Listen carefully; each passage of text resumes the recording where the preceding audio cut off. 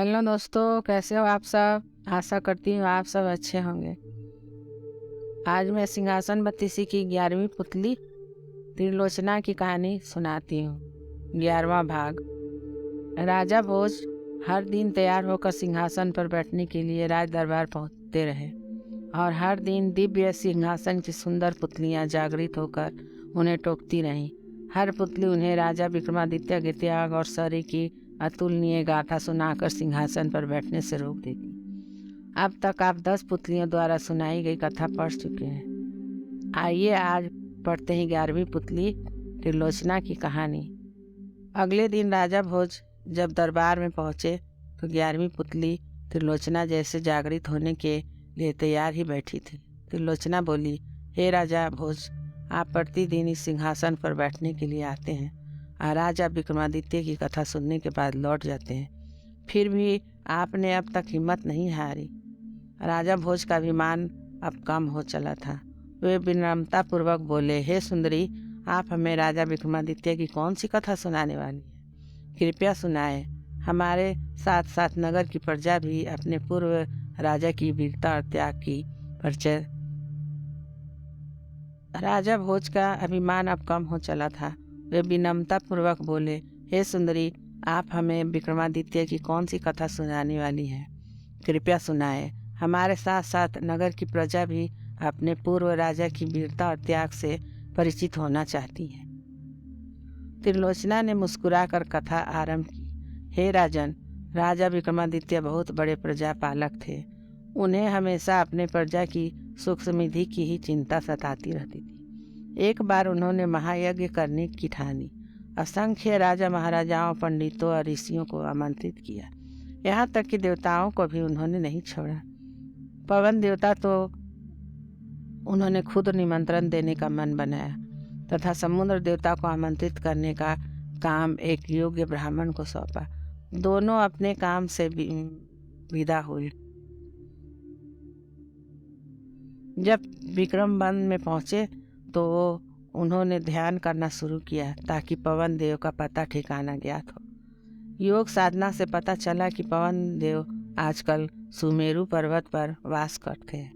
उन्होंने सोचा, अगर सुमेरु पर्वत पर पवन देवता का आह्वान किया जाए तो उनके दर्शन हो सकते हैं। उन्होंने सोचा, अगर सुमेरु पर्वत पर पवन देवता का आह्वान किया जाए तो उनके दर्शन हो सकते हैं। उन्होंने दोनों बेतालों का स्मरण किया तो वे उपस्थित हो गए।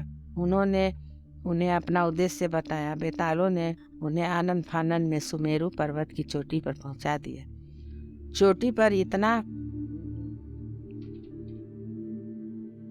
तेज हवा थी कि पैर जमाना मुश्किल था।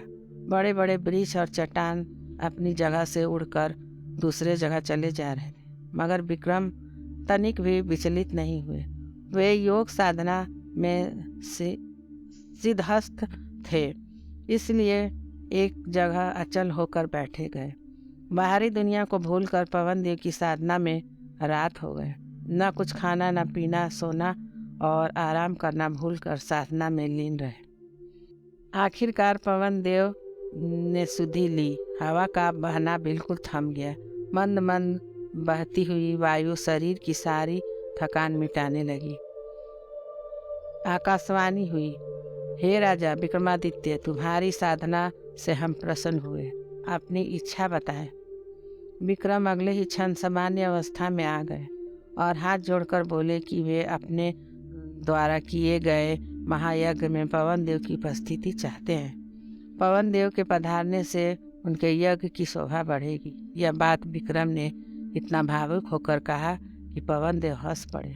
उन्होंने जवाब दिया कि सशरीर यज्ञ में उनकी उपस्थिति असंभव है। वे अगर सशरीर गए तो विक्रम के राज्य में भयंकर आंधी तूफान आ जाएगा। सारे लहलहाते खेत पौधे, पेड़ पौधे, महल और झोपड़ियाँ सब की सब उजड़ जाएगी। रही उनकी उपस्थिति की बात, तो संसार के हर कोने में उनका वास है। इसीलिए वे अप्रत्यक्ष रूप से उस महायज्ञ में ही उपस्थित रहेंगे। विक्रम उनका अभिप्राय समझकर चुप हो गए। पवन देव ने उन्हें आशीर्वाद देते हुए कहा कि उनके राज्य में कभी अनावृष्टि नहीं होगी और कभी दुर्भिक्ष का सामना उनकी प्रजा को नहीं करनी पड़ेगी। उन्होंने विक्रम को कामधेनु गाय देते हुए कहा कि इसकी कृपा से कभी भी विक्रम के राज्य में दूध की कमी नहीं हो। जब पवन देव लुप्त हो गए तो विक्रमादित्य ने दोनों बेतालों का स्मरण किया और बेताल उन्हें लेकर उनके राज्य की सीमा तक आए। जिस ब्राह्मण को विक्रम ने समुद्र देवता को आमंत्रित करने का भार सौंपा था, वह काफ़ी कठिनाइयों को झेलता हुआ सागर तट पर पहुंचा। उसने कमर तक सागर में घुसकर समुद्र देवता का आह्वान किया। उसने बार बार दोहराया कि महाराजा विक्रमादित्य महायज्ञ कर रहे हैं और वह उनका दूत बनकर उन्हें आमंत्रित करने आया है। अतः मैं समुद्र देवता असीम गहराई से निकलकर उसके सामने प्रकट हुए। उन्होंने ब्राह्मण से कहा कि उन्हें उस महायज्ञ के बारे में पवन देवता से सब कुछ बता दिया है। वे पवन देव की तरह ही विक्रमादित्य के आमंत्रण का स्वागत तो करते हैं, लेकिन सशरीर वहाँ सम्मिलित नहीं हो सकते। ब्राह्मण ने समुद्र देवता से अपना आशय स्पष्ट करने का सादर निवेदन किया तो वे बोले कि अगर वे यज्ञ में सम्मिलित होंगे तो उनके साथ अथाह जल भी जाएगा और उसके रास्ते में पड़ने वाली हर चीज़ डूब जाएगी। चारों ओर प्रलय सी स्थिति पैदा हो जाएगी, सब कुछ नष्ट हो जाएगा। जब ब्राह्मण ने जानना चाहा कि उनके लिए उनका क्या आदेश है, तो समुद्र देवता बोले कि वे विक्रम को सकुशल महायज्ञ संपन्न कराने के लिए शुभकामनाएं देते हैं। अप्रत्यक्ष रूप में यज्ञ में अधोपति विक्रम उन्हें महसूस करेंगे, क्योंकि जल की एक एक बूंद में उनका वास है। यज्ञ में जो जल प्रयुक्त होगा उसमें वे उपस्थित रहेंगे।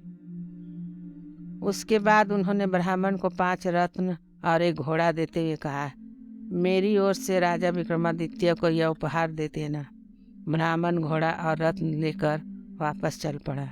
उसको पैदल चलता देख वह घोड़ा मनुष्य की बोली में उससे बोला कि इस लंबे सफ़र के लिए वह उसकी पीठ पर सवार क्यों नहीं हो जाता। उसके नानुकुर करने पर घोड़े ने उसे समझाया कि वह राजा का दूत है, इसीलिए उसके उपहार का उपयोग वह कर सकता है। ब्राह्मण जब राजी होकर बैठ गया तो घोड़ा पवन वेग से उसे विक्रम के दरबार ले आया। घोड़े की सवारी के दौरान उसके मन में इच्छा जागी, काश यह घोड़ा मेरा होता।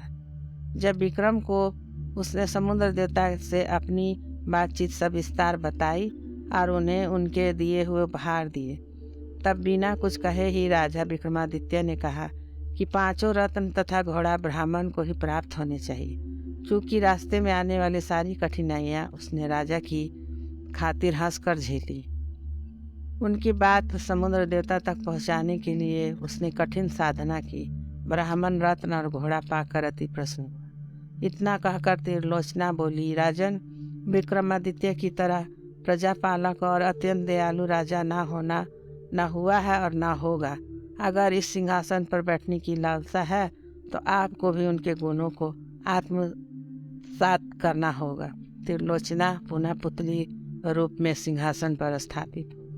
अगले दिन 12वीं पुतली पद्मावती ने रोका राजा भोज का रास्ता और सुनाई आकर्षक गाथा। हेलो दोस्तों, अगर आपको ये कहानी पसंद आए तो कृपया लाइक करें, सब्सक्राइब करें। धन्यवाद।